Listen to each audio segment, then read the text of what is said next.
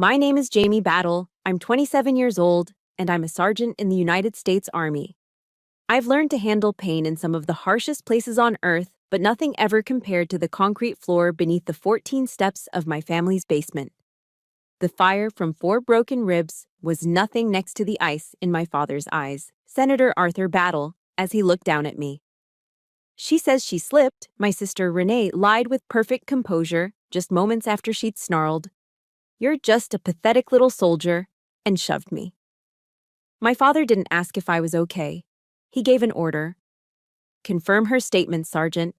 He used my rank as a reminder of my place, of my duty to obey. "There's a fundraiser tonight. Don't ruin this family's image." They thought the soldier in me would just blindly follow orders, but they forgot one thing. A soldier's highest loyalty is to the truth. If you have ever been treated like an inconvenience to be hidden by your own family, tell me where you're watching from and hit subscribe. This story is for you. The first thing I registered was the cold.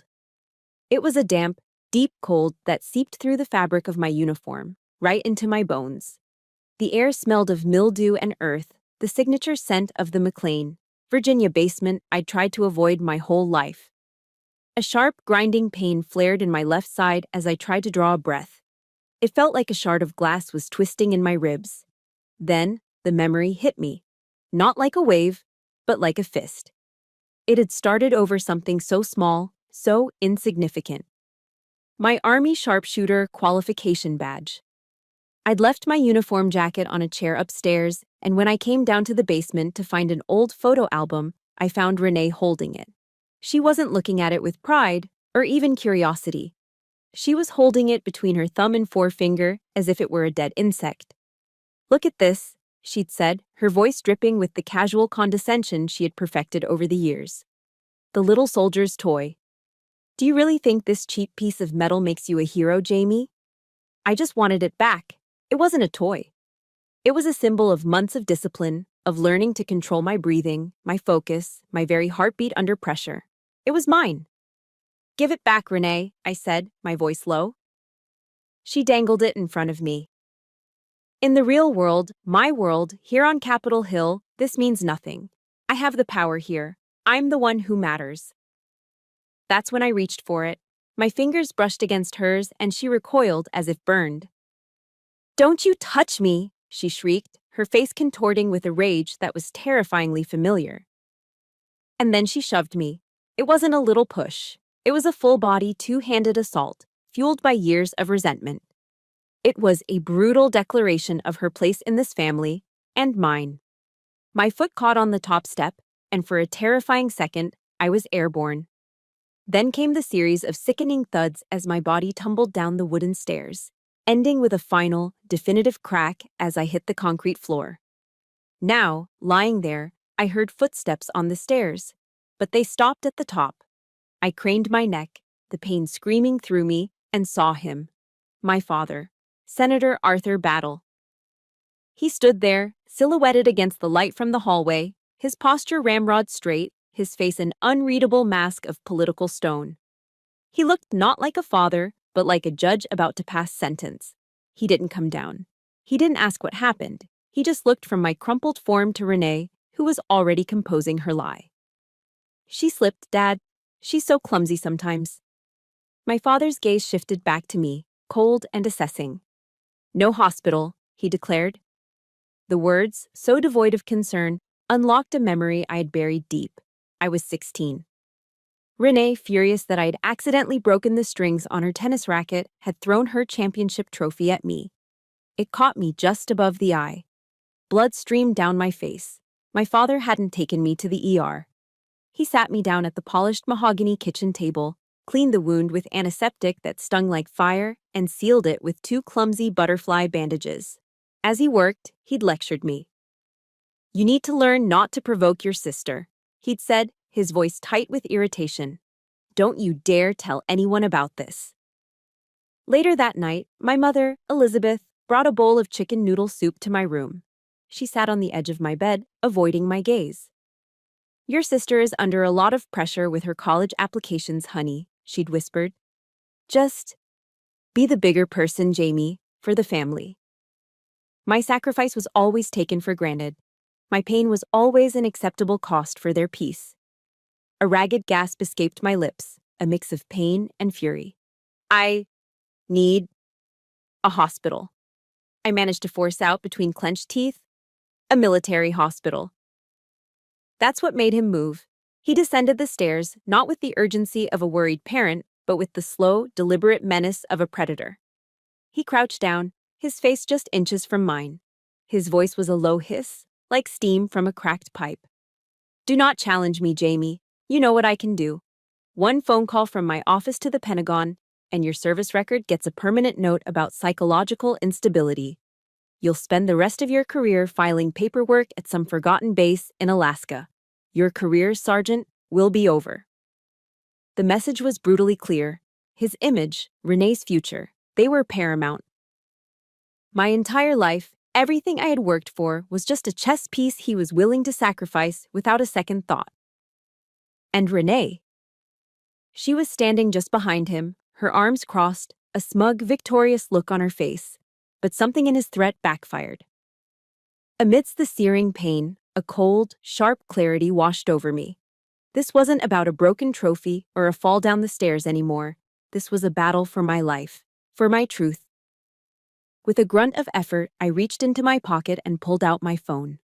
My fingers, trembling with adrenaline, found the contact. The name glowed on the screen like a flare in the dark. Aunt Sarah. My mother, who had been hovering silently at the top of the stairs, finally broke. A small, desperate sound escaped her lips. Arthur, please, she begged, her voice thin and reedy. This is different. My father straightened up and blocked the bottom of the stairs, his body a solid wall. He looked at the phone in my hand, then at my face. His own face hardened into a final, non-negotiable offer. Fine, he clipped out. You can go. But you will tell them you fell. You will stick to that story. If you don't, my offer about Alaska still stands. That is the only way. I looked past him, at my sister's triumphant smirk. I looked at my mother's terrified, pleading eyes. And I looked at the man who was supposed to protect me, now holding my future hostage to protect his perfect, political lie. He thought the soldier in me would obey. But he was wrong. In that moment, I realized this was no longer a family dispute. It was a firefight, and I could not afford to remain silent. The ride to the hospital was wrapped in a thick, suffocating silence. The smooth leather seats of the Mercedes felt cold against my skin, a stark contrast to the throbbing heat in my side. I kept my eyes fixed out the window, watching the immaculate white picket fences and perfectly manicured lawns of McLean blur past. Each pristine house looked like a miniature fortress, hiding its own secrets. I could feel my mother's eyes on me in the rearview mirror. It wasn't the look of a worried mother checking on her injured child. It was the anxious, darting gaze of an accomplice. Finally, she broke the silence, her voice a fragile, pleading whisper. Jamie, you know Renee has this important internship coming up, on the Hill. A little trouble right now. It could affect everything for her. There it was. Not, Jamie, how much does it hurt? Not, Jamie, I am so sorry this happened. Just concern for Renee, for the perfect image. I didn't answer. I just kept watching the blur of white fences. In that moment, I realized my mother wasn't just making excuses for my father's cruelty or my sister's violence. She was defending the entire system. A system built on the unspoken rule that my peace, my safety, my very existence, was always the acceptable sacrifice. Her words were the key that unlocked the floodgates of my memory, and the pain in my ribs was suddenly drowned out by the aches of 100 older wounds. The first memory that surfaced was a Thanksgiving, the year I turned 18.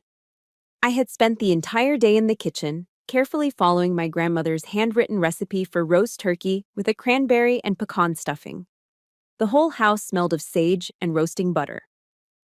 I was proud. It was the one thing I felt I could contribute to these perfect family gatherings. As we all sat down at the dining table, before I could even bring the turkey out, Renee raised her wine glass. A toast, she announced, beaming. I just got my early acceptance letter from Georgetown. The room erupted.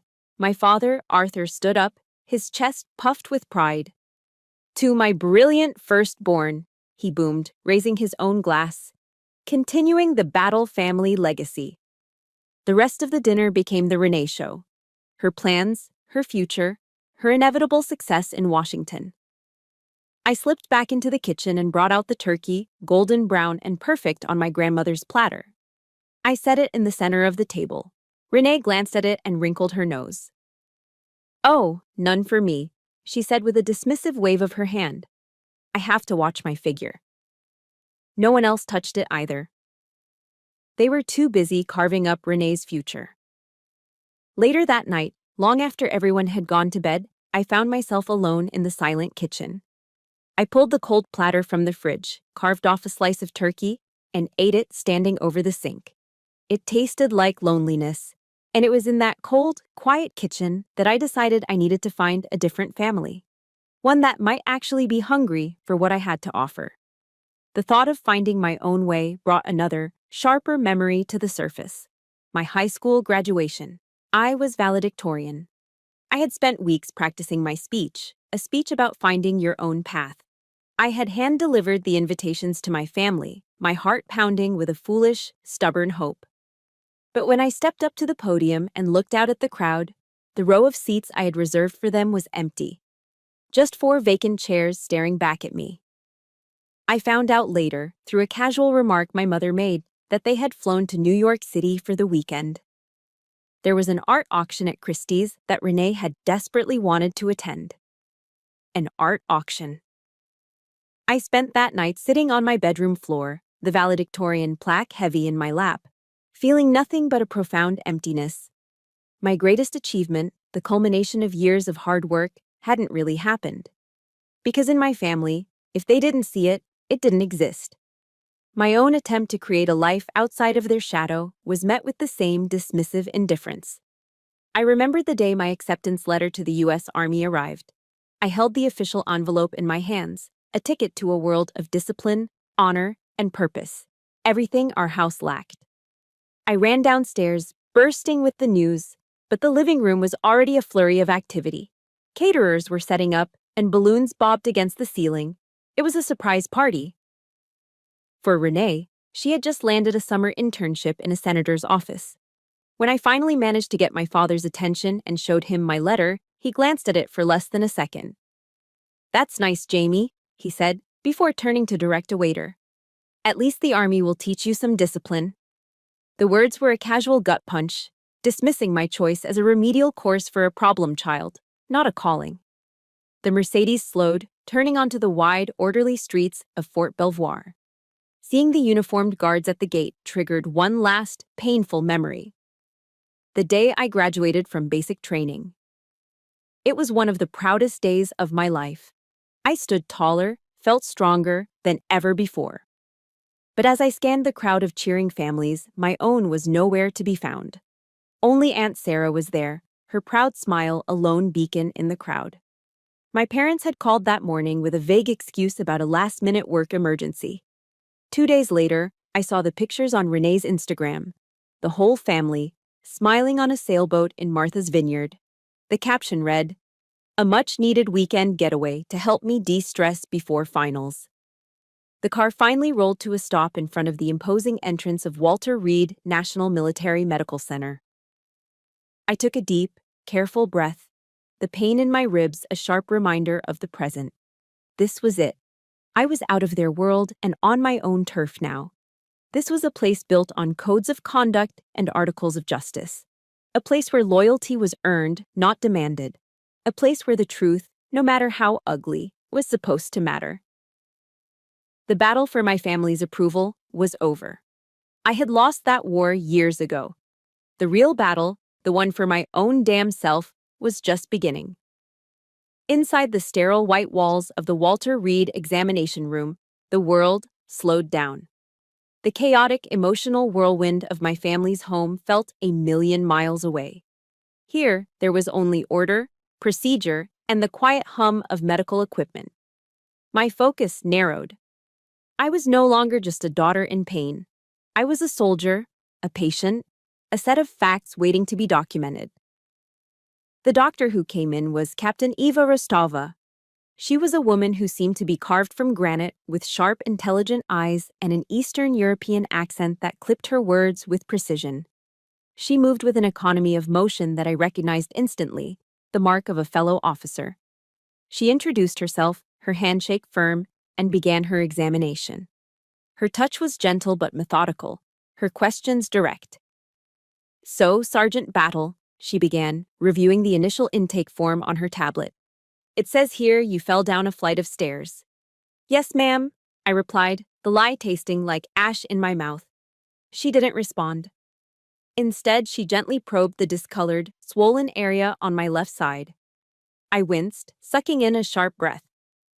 "Please lift your arm," she instructed. As I did, she examined the bruising from a different angle. She was quiet for a long moment, her brow furrowed in concentration. Then she looked directly at me, her gaze unwavering. "Sergeant," she said, her voice completely flat, devoid of judgment, "these are finger marks, bruising consistent with a grasp, not a fall." And just like that, the truth was in the room, spoken aloud by a stranger. For the first time in hours, someone saw what was real, not what was convenient. I didn't sob. I didn't break down. A single hot tear simply escaped and traced a silent path down my cheek. It was a tear of profound, aching relief. The X-rays told an even more brutal story. Captain Rostova pulled the images up on a large monitor, her face grim. "Well, you didn't imagine the pain," she said dryly. "You have 4 fractured ribs here, here, here, and here." She pointed with a pen at the faint, spidery lines on the ghostly image of my skeleton. "And a hairline fracture in your left wrist, likely from breaking your fall." She zoomed in on another area, a section of my upper arm. "But this is what concerns me." She indicated several small, dense white patches on the bone. "This is calcification. It's the ghost of an old injury, a previous fracture that healed on its own, without being properly set. Your chart shows a history of accidents." Her voice wasn't accusatory, it wasn't even sympathetic. It was the voice of a scientist stating a fact. "Sergeant, what I'm seeing here is a long-term pattern of physical trauma." Before I could process that, a nurse announced that my family had arrived. A knot of dread tightened in my stomach. A moment later, they swept into the room, bringing the suffocating atmosphere of our home with them. My father immediately switched into what I called senator mode. He strode over to Captain Rostovi, his hand outstretched, a practiced, charming smile plastered on his face. "Captain Arthur Battle, a pleasure," he said, his voice resonating with false warmth. "I can't tell you how much I appreciate the excellent care you provide here. In fact, my office helped secure the funding for this new diagnostic wing. We have to take care of our service members." He was marking his territory, subtly implying that this institution owed him. "I trust we can handle this matter, discreetly," he continued, lowering his voice conspiratorially. "It was just a clumsy, unfortunate family accident. No need for a lot of paperwork." Captain Rostova didn't smile back. She didn't even blink. She looked him straight in the eye, her posture unyielding. "Senator," she replied, her voice as sharp and sterile as a scalpel, "my loyalty is to my patient and to the Uniform Code of Military Justice. The UCMJ requires me to report any and all suspected cases of non-accidental injury. It's not a choice. It's my duty." A flicker of annoyance crossed my father's face. He wasn't used to being defied. My mother, Elizabeth, quickly stepped in, her voice trembling slightly as she repeated the lie about me slipping. But it was Renee who delivered the next blow. Leaning against the wall with an air of bored arrogance, she added, "Honestly, if something happened, she probably brought it on herself. She's always been dramatic." I watched as Captain Rostova, without looking away from Renee, casually tapped the comment into her notes on the tablet. "Potential witness statement," she murmured, just loud enough for everyone to hear. The air crackled with tension. My father shot me a look that was pure venom, a silent threat to remember our deal. But it was already too late. The situation had escalated beyond his control. Just then, the door opened again. A woman in civilian clothes, a practical pantsuit, and sensible shoes stepped in. She carried an air of no-nonsense authority that immediately commanded the room. "Captain Rostova," she asked, her voice calm but firm. She held up an ID. "Special Agent Carter, Army CID. I was told you had a possible assault victim." My father took a step forward. "Now, wait a minute. I think there's been a misunderstanding." Agent Carter didn't even look at him. Her focus was entirely on me. "I'll need to speak with Sergeant Battle alone." "She is my daughter," my father protested, his voice rising. "I am her father, and I am a United States Senator. You will not question her without me present." For the first time, Agent Carter turned her attention to him. She didn't raise her voice. She didn't need to. She simply gestured with her head toward the hallway, where I now saw two uniformed military police officers standing at attention. "Sir, with all due respect, this is now an official criminal investigation. You and your family will wait in the designated waiting area." "Now!" I saw something I had never seen before in my entire life. My father was speechless. He was completely and utterly outmaneuvered. The power he wielded in Washington meant nothing here. He was just a civilian in a military jurisdiction. The MPs escorted him, my mother, and a stunned-looking Renee out of the room. The door clicked shut, leaving me alone with Captain Rostova and Agent Carter. The silence that followed was no longer suffocating. It was cleansing. For the first time, I felt like I could finally breathe. I wasn't in an examination room anymore. I was in a sanctuary. In the quiet sanctuary of that hospital room, with the ghosts of my family finally banished to the hallway, I told my story. For the first time, I told all of it. Sitting on the edge of the examination bed, the paper crinkling beneath me, I gave my official statement to Special Agent Carter. I reported it the way I was trained to, chronologically, factually, without emotion. I talked about the broken tennis trophy when I was 16, the empty chairs at my graduation, the Thanksgiving dinner where I became invisible, and finally, the shove, the fall, and my father's cold-blooded threat. Agent Carter just listened. She didn't interrupt.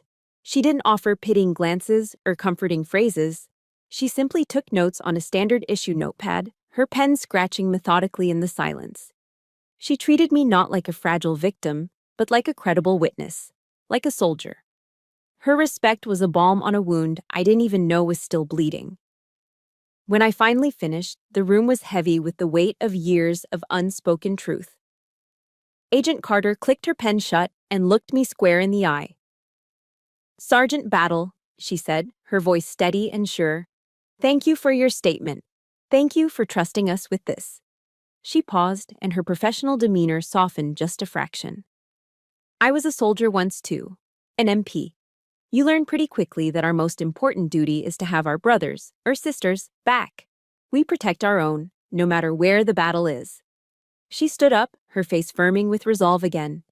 "From now on, we protect you." I was discharged a few days later with my ribs tightly bound, my wrist in a brace, and a temporary protective order in my hand. The piece of paper felt both powerful and flimsy. It was a legal shield, but I knew it couldn't stop the psychological warfare that was about to begin. The voicemails from my mother started almost immediately. They were never angry, which would have been easier to handle. They were soaked in a cloying, manipulative sorrow. "Jamie, honey, it's Mom," the first one began, her voice thick with staged tears. "I just don't understand. You're tearing this family apart. Your father's career, Renee's entire future. How can you be so selfish?" Another one arrived the next day. "Your father is just trying to protect this family. Why do you have to be so difficult? All he's ever wanted is what's best for us." Each message was a carefully crafted guilt trip, designed to make me feel like the aggressor, the problem. The old Jamie would have buckled. The old Jamie would have started to believe it.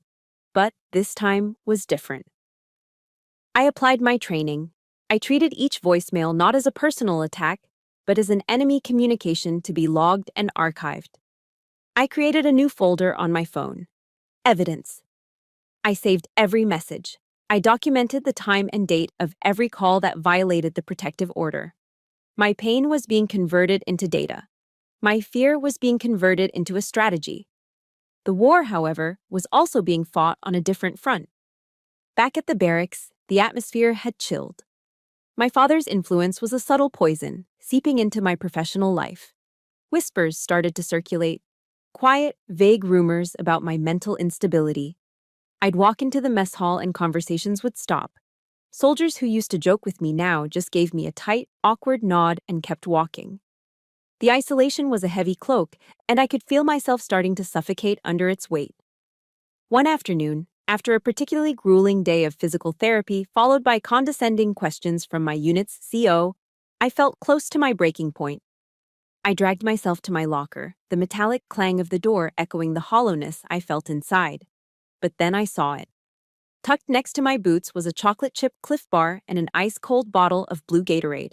Propped against it was a small piece of paper torn from a prescription pad. The handwriting was sharp and precise. It said, "Strength isn't just physical. You are not alone. Captor R. Captain Rostova." I stood there for a full minute, just staring at that simple act of kindness. It wasn't pity. It was support. It was a lifeline thrown to me in the dark, a quiet acknowledgement from one soldier to another. That simple gesture gave me more strength than 1,000 words of encouragement ever could have. It was fuel. It was a reminder that I had allies, even if they operated in the shadows. That night, sitting on my bunk in the sterile quiet of the barracks, I knew I couldn't fight this alone. I needed my own fortress. I pulled up the contacts on my phone, my thumb hovering over the names that had caused me so much pain. Father, Mother, Renee. I scrolled past them, my heart heavy with the weight of what was broken. Then I stopped. One name. One last hope. Aunt Sarah, my father's older sister. A retired Army First Sergeant, the only person in my family who had ever looked at me and seen me, not a disappointment or a problem. I took a deep, shaky breath, my mind racing with how I would even begin to explain the tangled, ugly mess my life had become. I prepared myself for disbelief, for questions, for the inevitable lecture about family loyalty. I pressed the call button. She picked up on the second ring. Sarah Battle.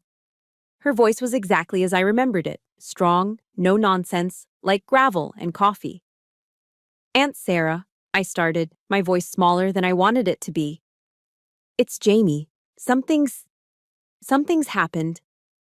There was a pause on the other end of the line, but it wasn't a pause of shock. It felt like anticipation.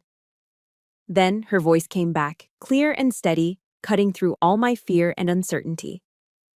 "I know, Jamie," she said, and there wasn't an ounce of surprise in her tone. "I've been waiting for this call for 10 years. If you've ever had one person who believed in you when no one else did, please hit the like button and in the comments, just type the word 1. I want to see how many of us have been saved by that one person." My aunt's words over the phone echoed in my head for the rest of the week, a steady drumbeat of hope against the rhythm of my fear. I've been waiting for this call for 10 years. What did she know? What had she seen? The questions fueled me, pushing me through the whispers at my unit and the agonizing physical therapy sessions. That Saturday, I drove my beat-up Honda down I-95 to Quantico. My aunt lived in a small, tidy bungalow just a few miles from the Marine Corps base, a world away from the political grandeur of my parents' McLean mansion. When she opened the door, she didn't hug me or fuss over the brace on my wrist. She just gave me a firm nod, her eyes taking in every detail with the practiced assessment of a first sergeant. "About time you got here, soldier," she said, her voice gruff but warm. "Coffee's on." Her house smelled of freshly brewed coffee and lemon-scented wood polish. It was a scent of stability, of order. We sat at her small kitchen table, the morning sun streaming through the window. I had brought a folder with my medical records from Walter Reed, the official documentation of my injuries.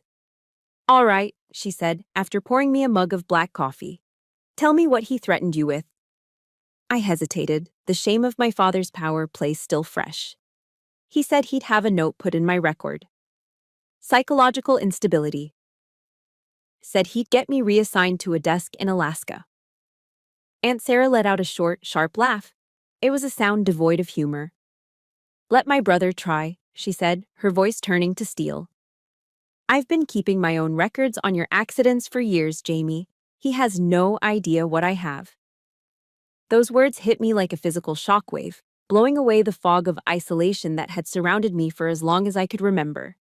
She stood up, walked over to an old cedar chest in the corner of her living room, and pulled out a heavy gray metal lockbox. She placed it on the kitchen table with a solid thud. The sound of the key turning in the lock was the loudest thing I'd ever heard. Inside weren't old photos or family heirlooms. Inside were 3 spiral-bound notebooks, the kind you buy at any drugstore, their covers worn with age. She opened the first one.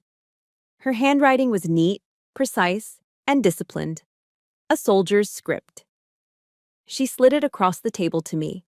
My eyes scanned the first entry. "August 12th, 2010, I read aloud, my voice barely a whisper. "Jamie with a sprained ankle. Arthur's story. Tripped over one of Renee's lacrosse sticks on the stairs. Fact check. Renee was at summer camp in Maine. Did not return until August 22nd. My breath caught in my throat. I flipped the page. May 22nd, 2014. Jamie with a black eye. Arthur's story. Walked into a door. But I overheard Renee on the phone with a friend, laughing about how she'd finally taught her little sister a lesson. Entry after entry, year after year, it was a meticulous, heartbreaking chronicle of my life. A sprained wrist from being pushed during a basketball game. A concussion from slipping on wet leaves. Each incident was recorded with the date, the official family excuse, and my aunt's own quiet, damning observations. It was a dossier of pain, a secret history of my survival. "I started after that Christmas when you were 15, she said, her voice softer now. "You had this faint, yellowing bruise on your wrist, right where a hand would grab you. When I asked about it, your father just brushed it off, said you were clumsy. But I saw the way you glanced at Renee. Just for a second, it was fear. A soldier knows that look, so I started writing things down, just in case. A soldier knows the value of good intel. She wasn't just my aunt, she was my intelligence officer, my silent guardian. All those years I thought I was alone, she had been watching, documenting, and waiting. She was the living embodiment of the Army values I had sworn to uphold. Loyalty, duty, honor, integrity. She had been my one-woman rear guard, and I never even knew it. That afternoon, we turned her kitchen table into a command center. We spread out my official medical report from Walter Reed, the photos of my bruises, and her notebooks. We cross-referenced dates. The history of physical trauma Captain Rostova had found on my x-rays lined up perfectly with the accidents my aunt had recorded. It wasn't just a story anymore. It was a timeline, a pattern, incontrovertible proof. I took pictures of every single page of her notebooks and emailed them to Agent Carter with a brief, formal message. The reply came less than an hour later. It was a phone call. "Sergeant Battle," Agent Carter's voice was electric with a new energy. "What you just sent me, this is what we call corroborating evidence. It's a game changer. It establishes a documented pattern of abuse and concealment. This changes everything." She informed me that with this new evidence, they were moving forward with formal assault charges against Renee. And the investigation into my parents' role as accessories was now a top priority. For the first time in this whole ordeal, I didn't feel like I was defending myself. I felt like I was on the attack. The shift came just in time, because my father's counteroffensive was escalating. The following week, my commanding officer, Colonel Davis, called me into his office. Davis was a man a few months from a comfortable retirement, and the last thing he wanted was a scandal involving a U.S. senator in his unit. He cleared his throat, avoiding my eyes. "Sergeant," he began, shuffling papers on his desk. "I've received a call from Senator Battle's office. They expressed some deep concern for your mental well-being." He looked up at me, his expression uneasy. "They suggested that perhaps a less stressful role might be better for you right now. A transfer to an administrative position, perhaps." The old Jamie would have shrunk. The old Jamie would have accepted, just to make the pressure stop. But I wasn't the old Jamie anymore. I had a lockbox full of truth on my side. I stood up, came to parade rest, and looked him directly in the eye. "Sir," I said, my voice as steady and hard as I could make it. "With all due respect, I am not unstable. I am injured. The CID is building a case based on the evidence of that injury." I let that sink in. And I am ready, willing, and able to perform my duties. Colonel Davis leaned back in his chair, a flicker of surprise, and maybe a little fear, in his eyes. He had expected a victim. He got a soldier. The battle for my career wasn't over, but I had just won a critical skirmish. In the weeks that followed, the on-base chapel became my refuge. It was a simple brick building with plain wooden pews and stained glass windows that cast muted colors across the floor. It was the one place I could go where the silence was peaceful, not threatening. I wasn't particularly religious, but I found a sense of order there, a quiet space to process the storm that was brewing. One afternoon, as I was sitting in a back pew, trying to focus on my breathing, the heavy oak doors creaked open. I glanced back and my heart froze. It was my mother. She stood there, framed in the doorway, looking frail and lost. Her hair was unkempt and there were dark circles under her eyes. Every part of me screamed that it was a calculated performance, a perfectly staged emotional ambush. She walked slowly down the aisle, her footsteps echoing in the cavernous space, and slid into the pew next to me. She didn't look at me at first, just stared at the altar. "Jamie, my darling," she began, her voice cracking as she wrung her hands in her lap. The tears were already welling in her eyes. "Please, I'm begging you. You have to stop this. Your father, he could lose everything. The investigation, the party is talking about asking him to step down." She finally turned to me, her eyes pleading. "And Renee, her internship is gone. Her whole life, her future. It's being destroyed." She reached for my hand, but I pulled away. Not once did she ask how my ribs were healing. Not once did she ask about the nightmares. Her entire plea was a ledger of their potential losses. "Our family is falling apart, Jamie," she whispered, a tear finally spilling over and tracing a path down her cheek. "And it's all because of you. God wouldn't forgive a daughter who destroys her own family." For a moment, the old Jamie, the one conditioned for guilt, felt a familiar pang. But then a quote from a book Captain Rostova had recommended, something by Brené Brown, flashed in my mind. Daring to set boundaries is about having the courage to love ourselves, even when we risk disappointing others. A cold, hard clarity settled over me. I looked at my mother, not with anger, but with a sudden, devastating pity. "Family?" I asked. My voice was quiet, but it cut through her performance like a razor. "A family doesn't shove one of its own down a flight of stairs, Mom. A family doesn't threaten to ruin their child's career to cover up a crime." I shook my head, the last bit of childish hope inside me dying. "The thing you're trying to save isn't a family. It's a lie, a carefully constructed public lie." My words hung in the sacred silence between us. Her face crumpled, not in understanding, but in frustration. And then, as if on cue, the doors opened again. It was Renee. She strode down the aisle, her heels clicking angrily on the stone floor. There was no remorse on her face, only pure, undiluted arrogance. This was a coordinated attack. "See?" Renee snapped, not at me, but at our mother. Her eyes, however, were locked on mine, burning with hatred. "I told you it was pointless. She's always been like this, always trying to ruin things for me because she's jealous." She took a step closer, her voice dropping to a venomous sneer.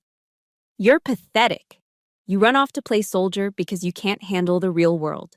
You're just a selfish little grunt, and that's all you'll ever be." That was it. That was the last straw. The insult, the lie, the sheer audacity of it, all happening in the one place I had sought peace. It was too much. Something inside me, a dam that had held back a lifetime of pain and swallowed injustices, didn't just crack. It shattered. I stood up slowly. I wasn't the scared teenager anymore. I wasn't the invisible daughter. I was Sergeant Jamie Battle, and my breaking point had been reached and surpassed. Enough, I said. My voice wasn't loud, but it resonated with an authority that stunned them both into silence. I turned to my mother first. You are asking me to protect my own attacker. You are manipulating me in a house of God. You don't get to do that anymore. Then I turned to Renee. I looked her straight in the eye, and for the first time, I didn't see a golden child or a powerful rival. I saw a hollow, insecure bully. I am not jealous of you, Renee, I said, and my voice was laced with a calm finality. I pity you. Her jaw dropped. She was so used to my fear, she had no defense against my pity. I took a step back, creating a physical boundary that mirrored the emotional one I was about to build. I looked from my mother's tear-streaked face to my sister's shocked expression. I am done, I stated, each word a brick in a new wall. I am done being the family shock absorber. I am done being the acceptable sacrifice for the family image. My gaze settled on my mother. From this moment on, I am not your quiet, broken daughter. I am a soldier who was assaulted. I took a breath, feeling a surge of power I had never known. It was the power of my own, unvarnished truth. And my fight as a soldier has just begun. If you have ever had a moment where you finally said, enough is enough, please hit that like button. And in the comments, I want you to write the 2 most powerful words in the world. I'm done. Let's see a wall of them. Let's declare it together. Walking out of that chapel, I left the ghost of the old Jamie battle behind in the pews. The woman who walked into the sunlight was different. My pain hadn't vanished, but it had been forged into something else, a weapon. My vow of silence was broken, and my declaration of war was made. Now it was time to plan the campaign. The next morning, I walked straight into the Judge Advocate General's office on base, the JAG Corps. Aunt Sarah met me there. They assigned me a legal counsel, a sharp-focused captain named David Chen. His office was standard military issue, gray desk, government-issue computer, American flag in the corner. But we quickly converted it into a tactical operations center. We spread everything out on his conference table. My medical files from Walter Reed, the preliminary report from CID, the audio files of my mother's manipulative voicemails, and the crown jewels. Aunt Sarah's meticulously kept notebooks. Captain Chen reviewed the materials, his expression growing more serious with each page. This is extensive, Sergeant. This isn't a family lawsuit, Captain, I said, my voice steady. Aunt Sarah gave me a firm, approving nod. This is a military campaign. The opposing force has political influence, financial resources, and media connections. We can't just react. We need a strategy. From that point on, my training kicked in. I stopped thinking like a daughter and started thinking like an analyst. My first objective was intelligence gathering. Sun Tzu's The Art of War, a book I'd studied at officer candidate school, became my new Bible. Know your enemy and know yourself, and you will not be imperiled in 100 battles. I knew my father's tactics, intimidation, manipulation, and the leveraging of his power. But I needed to understand his vulnerabilities.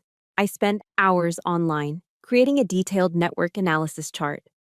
I mapped out every political connection, every major campaign donor, every friendly journalist in his orbit. A clear pattern emerged. His entire empire was built on a carefully curated public image of a patriotic family man. That image was his center of gravity, and his dependency on high-profile donors was his biggest weakness. While I focused on the political landscape, Aunt Sarah activated her own network, the old guard of retired, non-commissioned officers who seemed to know everything about everyone. She made a few discreet calls to some old friends at the Pentagon. Within a day, she had intel on my CO, Colonel Davis. He was, as suspected, angling for a cushy executive position at a major defense contracting firm post-retirement, and, unsurprisingly, that firm's CEO was one of my father's top 5 campaign contributors. It wasn't just a phone call from a concerned father, it was a command from a future employer. The next step was to secure my own flank. I couldn't fight this war if I was constantly worried about being undermined within my own chain of command. I requested a formal meeting with the Inspector General's office, the IG. I presented my case professionally and dispassionately. I laid out the timeline of my father's attempts to interfere, from the threat in the basement to the pressure on Colonel Davis. I provided the names, dates, and a copy of the defense contractor's donation records. I wasn't a hysterical daughter. I was a sergeant reporting undue command influence, a serious offense under the UCMJ. The IG officer, a stern-faced major, listened without interruption and assured me they would launch a full inquiry into Colonel Davis's conduct. My father, of course, was waging his own covert war. One evening, Aunt Sarah called me. "You're being watched," she said, her voice low. A silver sedan had been parked down the street from my barracks for 2 days. She'd run the plates through a friend who was a private investigator. They belonged to a PI firm in D.C., known for digging up dirt for political campaigns. Instead of feeling fear, I felt a cold surge of anger. "He's looking for a weakness," I said, "something to discredit me."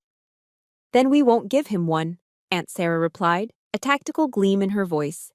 "We engage in a little counterintelligence." So that's what we did. I became the model soldier. I was the first to arrive for PT in the morning and the last to leave the motor pool in the evening. My weekends were spent volunteering for on-base community projects or studying for my promotion board. I made sure the PI got plenty of photos of me living a life of impeccable military discipline. Let them report back to the senator that his daughter was, in fact, everything a soldier should be. Knowing my next performance evaluation was a key battlefield, I launched a preemptive strike. I volunteered for every difficult task, every undesirable duty roster. I worked twice as hard, ensuring my performance was not just satisfactory, but exemplary. I documented every single achievement, every compliment from a superior. I also quietly requested letters of recommendation from other officers in my command, respected leaders who judged me on my merit, not on my father's whispers. I was building my own dossier, a dossier of competence and honor. A few weeks into our campaign, I got a call from Captain Chen. "Good news and bad news, Sergeant," he said. "The IG investigation is putting Colonel Davis on the hot seat. He's backing off. That's the good news." "And the bad?" I asked, bracing myself. "I just received a call from your father's attorney, a high-powered civilian lawyer from a firm on K Street. They are formally requesting a mediation meeting with you, your family, and your legal counsel present." I stood a little straighter. I could see the whole board now. I knew my enemy, I knew his tactics, and for the first time, I knew my own strength. "It's not a peace offering," I said to Captain Chen, my voice calm and clear. "It's an ambush." He paused. "I agree. So, what's our move?" A slow smile spread across my face. "We accept," I said. "Let them set their trap. This time, I'll be ready." The law office was on K Street, the heart of Washington, D.C.'s power corridor. It was exactly the kind of place my father would choose. Expensive art on the walls, polished mahogany furniture, and a panoramic view of the city that screamed influence. The air was thick with the scent of money and ambition. They were already there when Captain Chen and I arrived. My father, my mother, and Renee sat on one side of a massive conference table, their own high-priced lawyer beside them. They looked like a royal family holding court, radiating an aura of untouchable confidence. My father was in his element, a senator ready to negotiate a treaty. Renee had a smug look of victory on her face, and my mother just looked pale and anxious, a silent accomplice to the execution. My father's lawyer, a man with silver hair and a silk tie, opened the proceedings with some legal jargon. But it was just the opening act. My father quickly took over, launching into a well-rehearsed speech about the sanctity of family, the pain of misunderstandings, and the importance of healing. It was a performance worthy of the Senate floor. Then came the offer. "Jamie," he said, his voice dripping with condescending paternalism, "we all want to put this unfortunate incident behind us. We want what's best for you." He slid a document across the polished table. "This is a proposal for a trust fund, a substantial one, 7 figures. It would be set up in your name, immediately." His lawyer chimed in. "In exchange, all Sergeant Battle would need to do is withdraw her official complaint with the CID and sign a standard non-disclosure agreement. Think of it as a fresh start, Jamie. my father added, his smile never reaching his cold eyes. A chance for you to build a new life for yourself. A comfortable life. You won't have to keep playing soldier anymore. That last phrase was designed to be a dagger. It was meant to diminish me, to reduce my entire identity, my service, my sacrifice, into a childish game. He thought he was offering me a golden parachute. What he was really offering was a bribe to buy my silence, to erase my truth. Captain Chen began to speak, to lay out the legal reasons why this was inappropriate, but I placed a hand on his arm to stop him. This was my battle to fight. No, I said. My voice was quiet, but it landed in the silent room with the force of a gavel. My father's smile tightened. He had expected this. This was part of his script. I see, he said, leaning back in his chair. You want to do this the hard way. He let out a theatrical sigh. Then don't blame me for the consequences, Jamie. Your annual performance review is coming up. I had hoped not to have to interfere, but one call from my office about your emotional instability will ensure you never get promoted. You'll retire as a sergeant if you're not discharged first. Your ambitions, your future, all of it, gone. He smiled then, a thin, cruel curve of his lips. It was the smile of a man who had just played his trump card. He believed he had me trapped. He believed my career was the only thing I had, and he was threatening to burn it to the ground. But he was fighting the last war. He didn't know I had a new arsenal. Slowly, deliberately, I reached into my own briefcase and pulled out a simple, manila folder. I placed it on the table between us. The sound it made was soft, but it felt like a thunderclap. You're right, Dad, I said, my voice calm and even. My performance review is coming up. I opened the folder and slid the first document across the table toward him. These are letters of support from every single officer in my direct chain of command, commending my exemplary performance over the last 3 months, particularly under what they call extreme personal duress. His smile faltered. He glanced at the letters, his eyes scanning the signatures. I slid out a second document. And this is the preliminary report from the Inspector General's office. I pushed it toward him, making sure the heading was clearly visible. They're investigating your call to Colonel Davis. They find your attempt to exert undue command influence a matter of particular concern. They seem to think a senator trying to manipulate a soldier's career is a pretty serious offense. The color drained from his face. His confident posture began to collapse. He was no longer a senator. He was just a man watching his power evaporate. Renee stared at the documents, her face a mask of disbelief, her mouth slightly agape. My mother had started to quietly weep into a handkerchief. Then I pulled out the third and final document. It was a single, crisp sheet of paper. And this, I said, my voice ringing with a clarity I had never felt before, is my acceptance letter to the Army's Officer Candidate School program. It arrived last week. I pushed it right in front of him. It turns out that in the United States Army, integrity and personal courage are still considered valuable assets for a leader. Checkmate. The silence in the room was absolute. My father stared at the papers, his face a horrifying canvas of shock, then confusion, then pure, unadulterated panic. Every weapon he had, every threat he had made, had just been neutralized. Every lever of power he thought he controlled had been stripped from his grasp. He had lost control of the narrative. He had lost control of me. I stood up. I felt tall. I felt free. I looked at the 3 people who had spent a lifetime trying to make me feel small. I don't need your money, I said, my voice clear and strong. I never needed your approval. I looked at Renee, who was now pale as a ghost, and then at my mother, whose sobs were growing louder. This meeting, I declared, is over. With Captain Chen right behind me, I turned and walked toward the door. I didn't look back. I didn't feel hatred or anger or even sadness. All I felt was the clean, quiet, beautiful release of a battle hard fought and definitively won.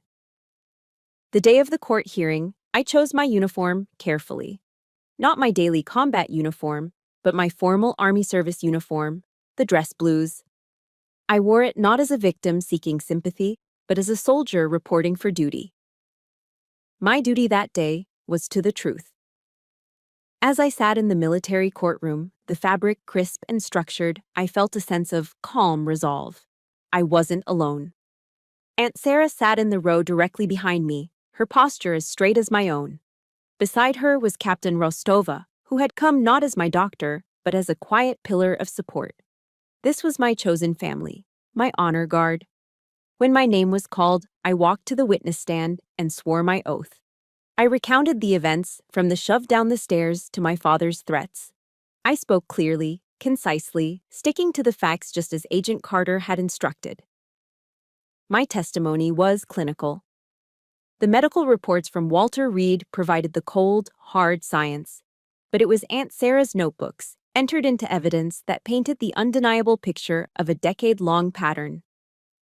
Faced with the mountain of evidence, Renee crumbled. Her lawyer advised her to take a plea deal. She stood before the judge, a military officer with graying hair and a chest full of ribbons, and admitted to the assault. Her confession was a mumbled, tearful mess. The judge's sentence was swift.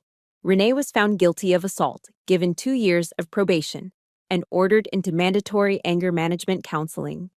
Then the judge looked directly at me and issued a comprehensive 5-year protective order, legally barring my father, mother, and sister from contacting me or coming within 500 feet of my person, my home, or my place of work. Before dismissing the court, the judge, a retired colonel himself, took a moment to address the room. He spoke not just of the crime, but of the context. He condemned the arrogant abuse of power and the toxic perversion of family loyalty displayed by my parents. Then he looked at me. "Sergeant Battle," he said, his voice resonating with authority, "it takes a rare form of courage to uphold the Army values of honor and integrity when the battlefield is your own home. You have done your duty. Be proud." Afterward, in the hallway outside the courtroom, the professional world began to deliver its own verdict. Agent Carter pulled me aside. "It's starting," she said quietly. "The Senate Ethics Committee has officially launched an inquiry into your father's conduct, citing the IG report and the outcome of this trial." She showed me a news alert on her phone. 2 of his biggest corporate donors had just publicly withdrawn their support. The empire my father had built on image and lies was beginning to crumble under the simple, immense weight of the truth. I expected to feel a surge of triumph, of vindication. Instead, I just felt quiet, a strange, hollow emptiness. The war was over. The enemy was vanquished. But all that was left was the wreckage. There was no victory parade, only ashes. Through the chaotic scrum of lawyers and court officers, I saw my mother. She was standing alone near the elevators, untethered from my father for the first time I could remember. Without his imposing presence beside her, she looked incredibly small and lost. As a news camera flashed nearby, she reflexively raised a hand to shield her face. The sleeve of her blouse slid back, and I saw it. A faded, yellowish-green bruise on the inside of her wrist. A bruise in the exact shape of a gripping hand. A bruise I had seen on my own body a dozen times before. In that gut-wrenching instant, my perspective shifted. The anger I held for her, the righteous fury at her complicity, it just dissolved. It was replaced by a tragic, aching pity. She wasn't just an accomplice in my father's regime. She was another one of its victims, trapped in a gilded cage of fear and luxury. A few weeks later, a letter arrived at my barracks. The envelope was expensive cream-colored stationery, and the handwriting was my mother's elegant, looping script. I took it outside and sat on the steps, my heart pounding a slow, heavy rhythm. The letter wasn't an apology. It was a lament. A long, rambling account of everything they had lost. The prestige, the friends, the invitations to DC galas. It was a litany of their suffering. It ended with one final manipulative plea. "I pray that one day you can find it in your heart to forgive us." I read the letter twice. I thought about the lessons I'd been studying from an old book on Stoicism, a philosophy about accepting what you cannot change and focusing only on what you can control. I couldn't change my past. I couldn't change who my parents were. But I could control my future. I could control what forgiveness meant for me. The forgiveness my mother was asking for was permission to return to the way things were. It was an invitation back into the lie. But the forgiveness I needed was different. It was permission for me to let go, to put down the heavy burden of their betrayal and walk away, free and clear. I decided then and there that I would forgive them, not because they deserved it, not because they had asked for it, but because I deserved to be at peace. Slowly, methodically, I tore the letter into small, neat pieces. I let the wind catch them and scatter them across the manicured lawn of the base. I watched them go, like releasing doves or burying the dead. It was a quiet, personal ceremony, a funeral for a family that never really was, and the final, necessary act of closing a door that needed to stay shut forever. 6 months later, life as Second Lieutenant Jamie Battle had found a new, quiet equilibrium. The storm had passed, leaving behind a sky that felt wider and clearer than ever before. I lived in a small, sun-drenched apartment off base, a place that was entirely my own. There were no ghosts in the hallways, no landmines under the floorboards. It was just home. For the first time in my life, I understood what that word was supposed to mean. My weekends found a new rhythm, too. Most Saturdays, I'd drive down to Aunt Sarah's house. We'd spend hours in her garden, our hands covered in rich soil, talking about everything and nothing. Afterwards, we'd sit in her warm kitchen, the scent of a freshly baked apple pie filling the air. And just be. These simple, peaceful moments were the kinds of memories I had always craved, the ones I was now building for myself, brick by brick. The Army had kept its promise. I graduated from Officer Candidate School at Fort Benning, at the top of my class in tactics and leadership. The faded scar on my wrist was a permanent reminder of the battles I had fought, but the pain associated with it was gone. It was no longer a mark of shame, but a part of my story, a symbol of survival. And that story, I learned, had a purpose beyond my own healing. My experience gave me a unique voice, and I was asked to become an advocate for the Army's family violence prevention programs. I started speaking at leadership training seminars, sharing a carefully edited version of my story. I didn't go into the gory details. I didn't need to. I focused on the lessons: how to recognize the subtle signs of abuse, how to break the chain of command's tendency to handle things internally, and how to create a culture where asking for help is a sign of strength, not weakness. A few months ago, a young private in my new platoon, a quiet kid from Ohio, came to me after a briefing. He was hesitant, his eyes darting around nervously. He told me about his wife, about her constant jealousy, the way she controlled his access to his own money, how she isolated him from his friends. It was psychological warfare, and he was losing. I didn't give him advice. I didn't tell him what to do. I just listened. And then I walked him over to the Family Advocacy Program office and waited with him until a counselor was available. I gave him the one thing I'd never been given: a witness. A confirmation that his pain was real and that he was not alone. That, I realized, was my legacy. Not the story of what was done to me, but what I chose to do with it. My new family, the one I had forged in the fire, grew stronger. Captain Rostova, now Major Rostova, became a trusted mentor. We'd have dinner once a month at a diner halfway between her post and mine, talking shop and life over burgers and coffee.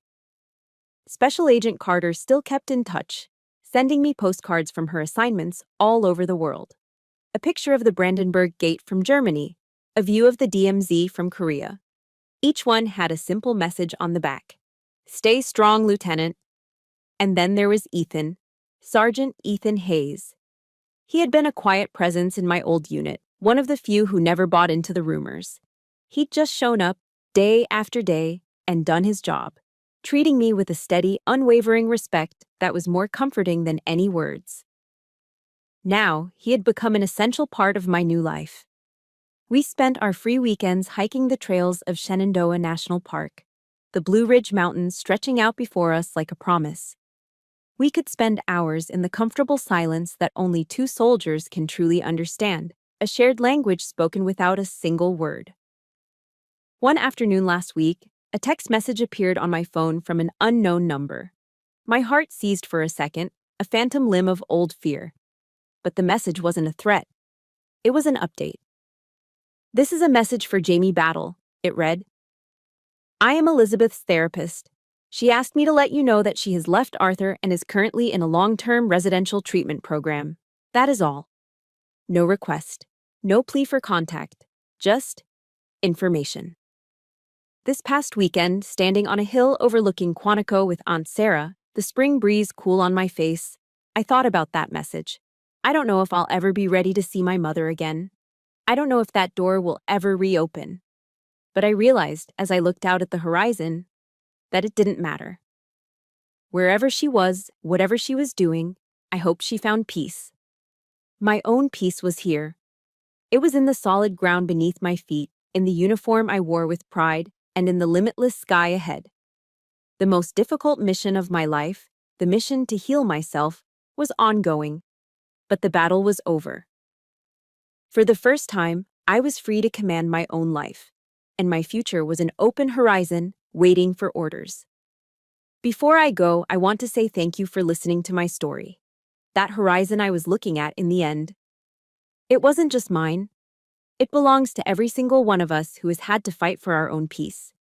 My story is proof that our past does not get to write our future. We do. If this story resonated with you and you believe in the power of survival and rewriting our own narratives, please subscribe to this channel. We are a community of survivors. For your final mission, comment below with one step you are taking this week to command your own life. Thank you. Lieutenant Battle, signing off.